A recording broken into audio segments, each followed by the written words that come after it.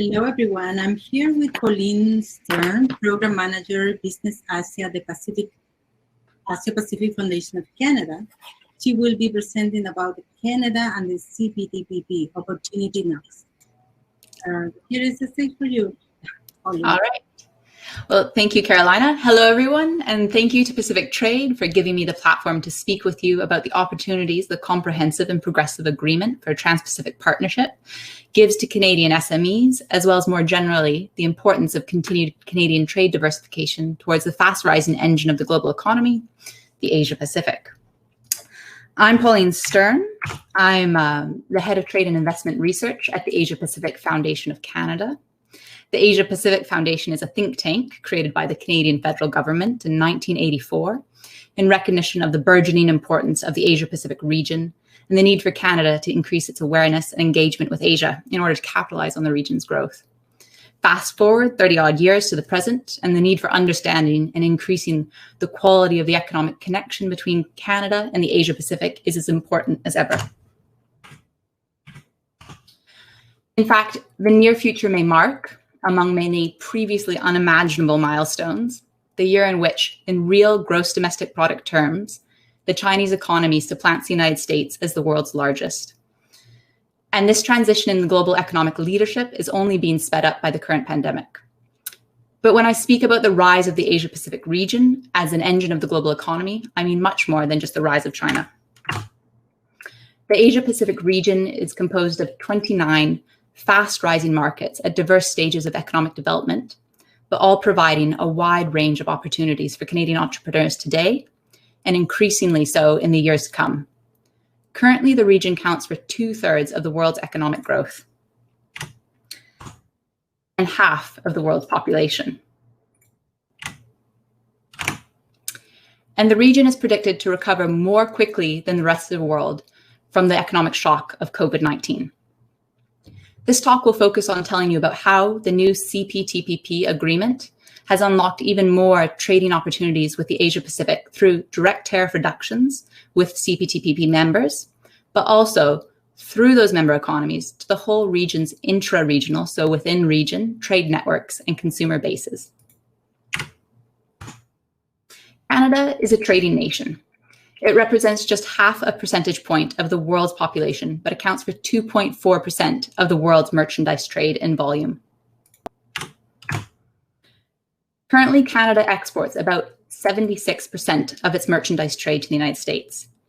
But over the past few years, the Government of Canada has been working to support trade diversification towards dynamic markets.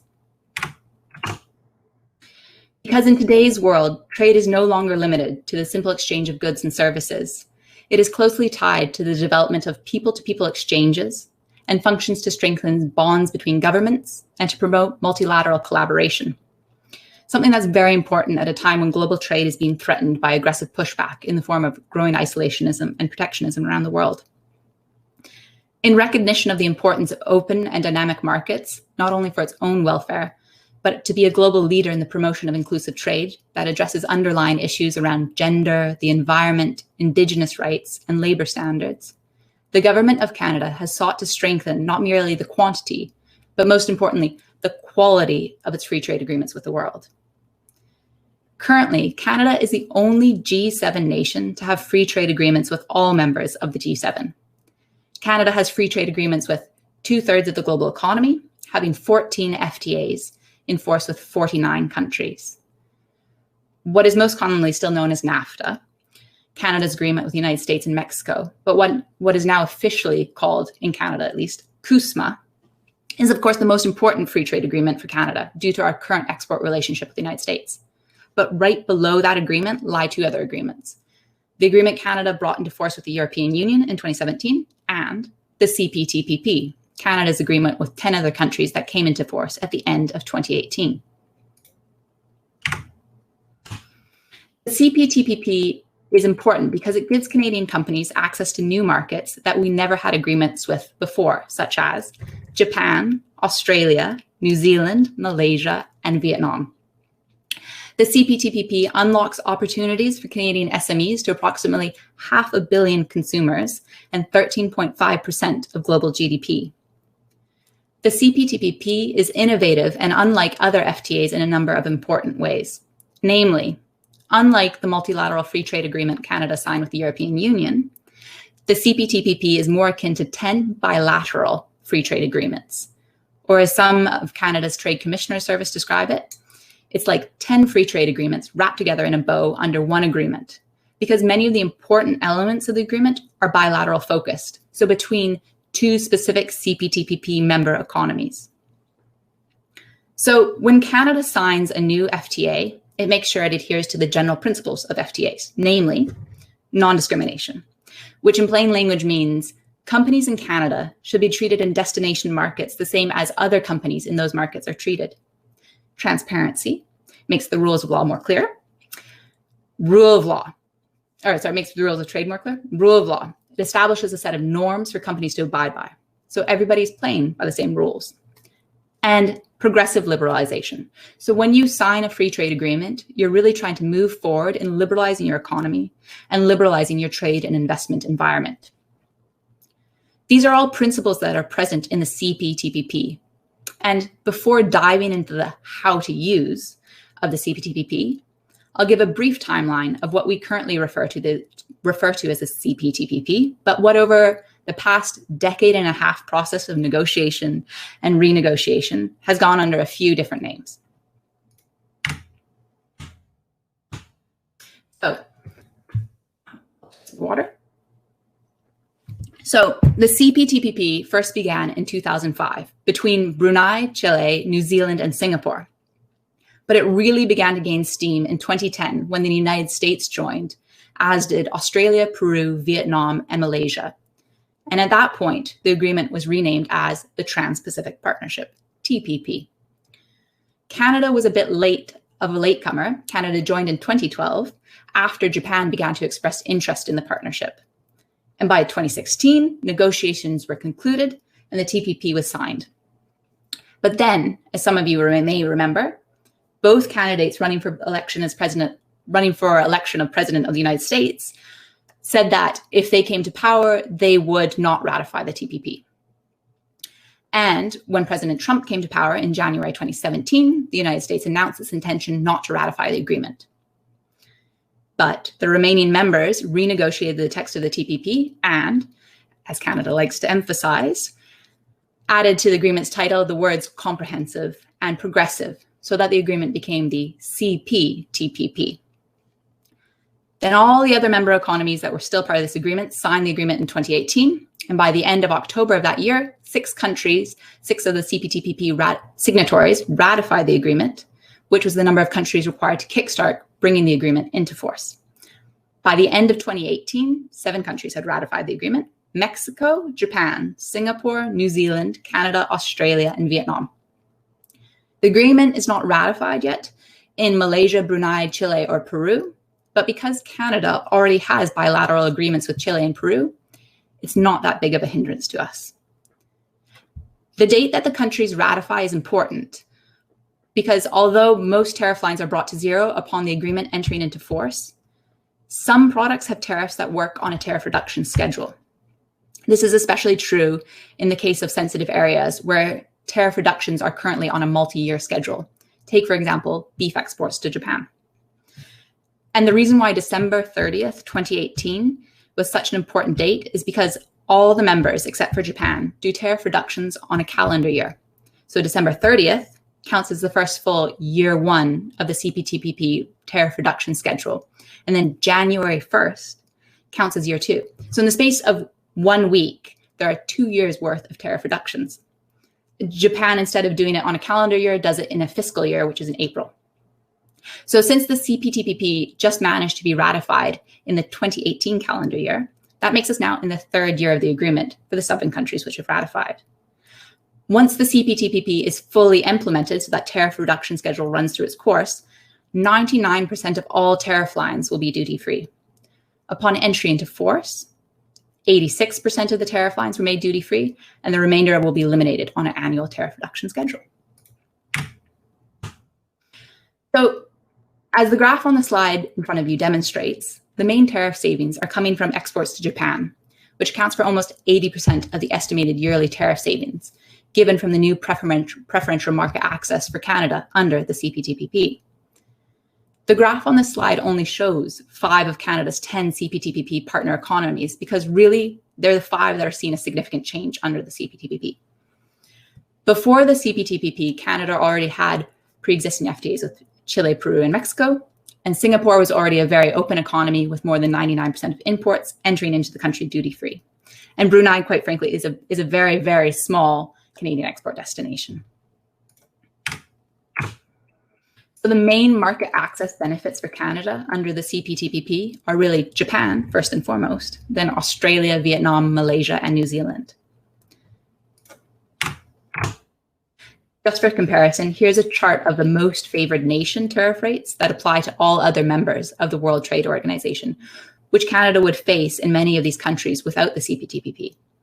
As you can see, MFN rates are relatively high in some Cptpp countries that didn't have pre-existing FTAs with Canada. And beyond direct bilateral savings, one of the main benefits of free trade agreements is what they do to change your comparative competitiveness to other countries that don't have free trade agreements with that market. Namely for Canada, in this case, that country being the United States, which backed out of the TPP, and which at the time that the Cptpp entered into force did not have FTAs with Japan, Malaysia, Singapore, Vietnam, New Zealand, or Brunei. Now, the US does now have a free trade agreement with Japan, which came into force at the start of this year's January, but Canada still has that first mover advantage due to its participation in the Cptpp back in 2018.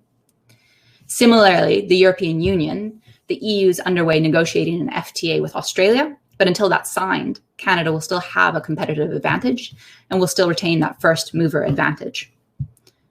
So before Canada signed the Cptpp with Japan, only 39% of Japanese tariff lines were duty-free on an MFN basis.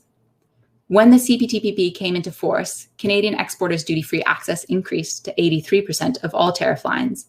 And by the time the agreement is fully implemented, exporters will face duty-free access to 95% of Japanese tariff lines. Under the Cptpp, Canadian exporters benefit from significant tariff cuts on a number of products. For example, on the slide, you can read some of the tariff lines for which Japan applied an MFN duty of 25% or higher, and for which Canada will eventually gain complete duty-free access under the Cptpp. So this includes products such as honey, prepared fruits and vegetables, and beef and pork. Some more sensitive sectors for Japan, for which they have agreed to tariff cuts, are in Japan's agriculture and forestry sectors. Canada has gained access to in-quota duty-free treatment for certain of the following sensitive agricultural products: wheat, barley, coffee and tea mixes, preparations of pulses, candies and confectionery, and Canadian exporters will have duty-free access for all wood products within 15 years of the agreement. I've focused my examples of tariff savings on Japan simply because it's the most important Cptpp market for Canadian exporters, where Canadian exporters can see, pork, which previously faced tariffs up to 20%, will now have duty-free access. But the same types of examples can be given for other Cptpp members. Canadian lobster exports to Vietnam, for example, used to face tariffs of up to 34%, but those tariffs have been eliminated over the first 3 years of the agreement. So, how to take advantage of all these reductions of tariff and non-tariff barriers. I'll now walk you through a quick step-by-step guide of exporting to Cptpp countries. So there are 4 steps when you're sending a good. Step 1, as Joy emphasized and the previous presenter emphasized, and as I'm going to emphasize, you have to figure out what your HS code is, your Harmonized System code.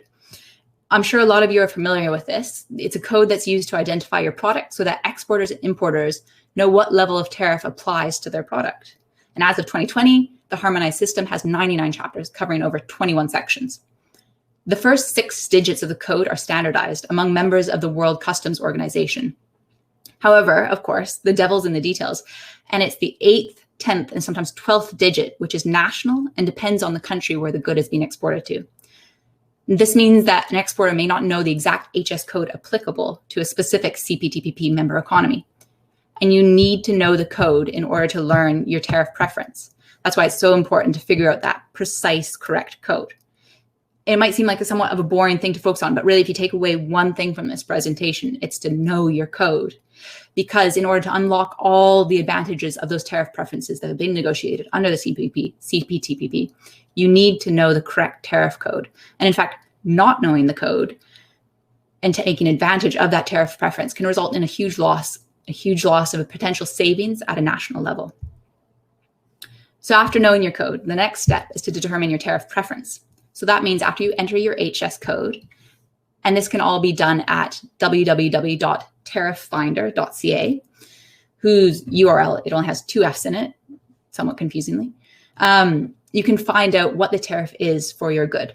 It could be 0, it could be 10%. That's what the Tariff Finder will let you know, what your new tariff savings are under the Cptpp. Now, in order to get those tariff savings, you have to qualify as a Canadian product. And that entails the next step, determining your rules of origin. Each product has specific criteria called rules of origin that say when a product can be considered Canadian. The way that rules of origin applies to each product is different. It can be based on the percentage of content from Canada. For example, did you buy a tomato seed in Canada, plant it, grow it, and harvest it in Canada? Or did you add value in Canada? For example, did you buy a tomato from South Africa and transform it into tomato sauce in Canada and then export it? Or rules of origin can sometimes be determined by percentage of content. For example, did you import an engine, add some more components to it in Canada? So rules of origin are product specific and you have to look them up. It's generally recommended that you go with someone such as a customs broker to figure out what the rules of origin are for your product. You can do it by yourself, but you have to look through various chapters of the relevant free trade agreement, and multiple chapters may apply. And a customs broker can help you with both finding the correct classification of your product, or HS code, relevant rules of origin requirements for that product. So after you figure out your HS code classification and the relevant rules of origin, then you claim your tariff preference. A quick side note, the certificate of origin for the Cptpp is unique for that rules of origin qualification. It's unique because there's actually no set paper that you need to fill in. For Canada's agreement with the European Union, there's a specific form, but for the Cptpp, you just have to make sure that you have a document which contains the necessary information. The exporter, the importer, or the producer can produce a certificate, but the important thing is that whoever signs the certificate of origin, of course, is liable when it's audited.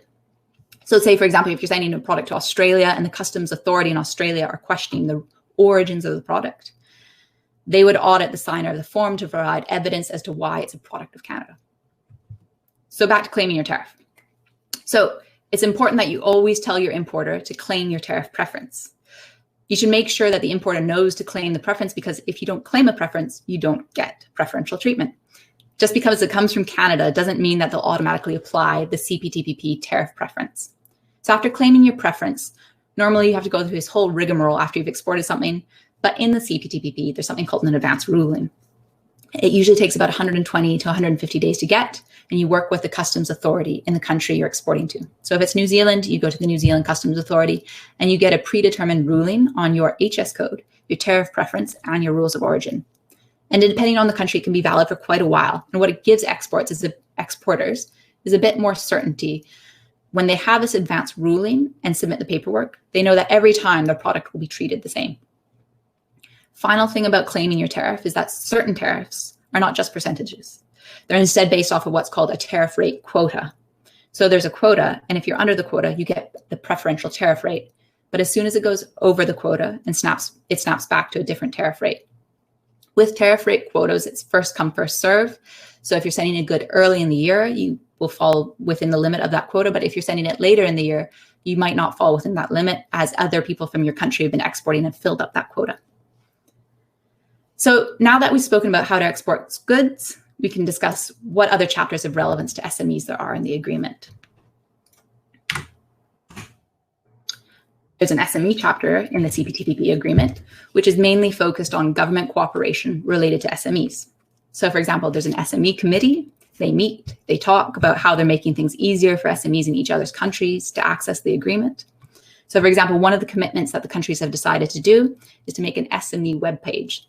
So if you go to the Government of Canada's Cptpp website at international.gc.ca, you should be able to see a web page listing resources for SMEs. There's also a technical barriers to trade chapter, which tries to address the fact that as tariffs have decreased, non-tariff barriers to trade have become increasingly problematic for exporters. For example, varying product labeling standards and testing and environmental protection standards. The chapter encourages the use of internationally accepted standards and provides national treatment for each Cptpp member's conformity assessment bodies. And the chapter contains provisions for fostering cooperation between these bodies.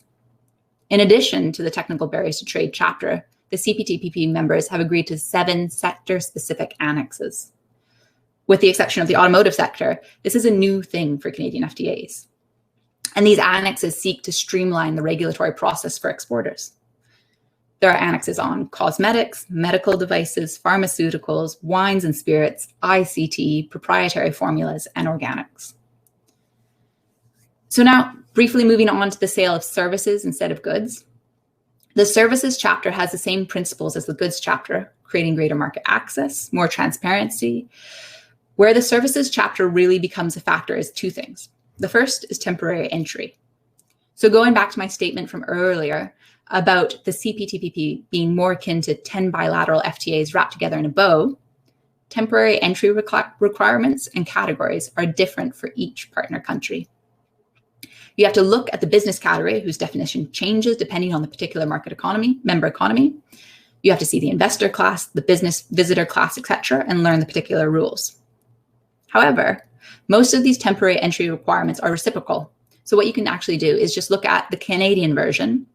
What are the requirements for entering Canada? And you can see what are the classifications and requirements for temporary entry into the market that you want to go to, the destination market, since the reciprocality of it.